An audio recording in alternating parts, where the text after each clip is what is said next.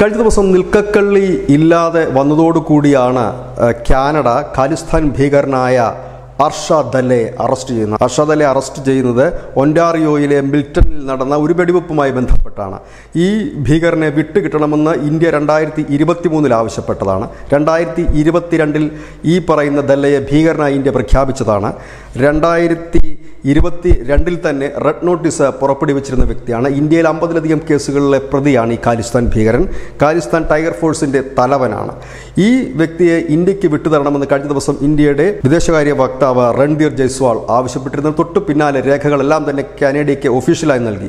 ഇതിന്റെ തൊട്ടു പിന്നാലെ ഇപ്പോൾ ഈ ദല്ലയെ അവിടെ നിന്ന് സുരക്ഷിതമായ കേന്ദ്രത്തിലേക്ക് മാറ്റിയിരിക്കുന്നു. മാധ്യമങ്ങൾക്ക് പോലും റിപ്പോർട്ടുകളൊന്നും നൽകുന്നില്ല. വിചാരണ പോലും രഹസ്യമായി നടത്താനാണ് ഇപ്പോൾ കാനഡയുടെ തീരുമാനം.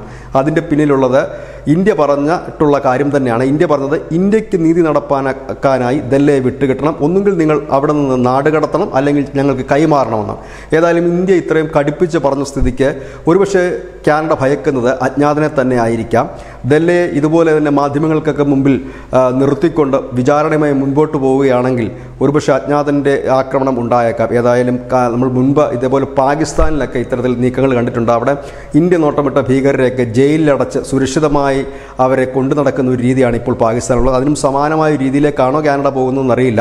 ഏതായാലും ദല്ലയെക്കുറിച്ച് ഇപ്പോൾ മാധ്യമങ്ങൾക്ക് വിവരമൊന്നുമില്ല. ഈ ഒരു വാർത്ത, ദല്ലയെ അറസ്റ്റ് ചെയ്ത വാർത്ത കനേഡിയൻ പ്രിന്റ് മീഡിയയും വിഷ്വൽ മീഡിയയും വലിയ വാർത്തയായിട്ട് തന്നെ നൽകിയിരുന്നു. അത് വിചാരണ മാധ്യമങ്ങളെ അനുവദിക്കില്ല, വിചാരണ സമയത്ത് മാധ്യമങ്ങളെ അനുവദിക്കില്ല എന്നിപ്പോൾ കാനഡ വ്യക്തമാക്കിയിരിക്കുന്നു.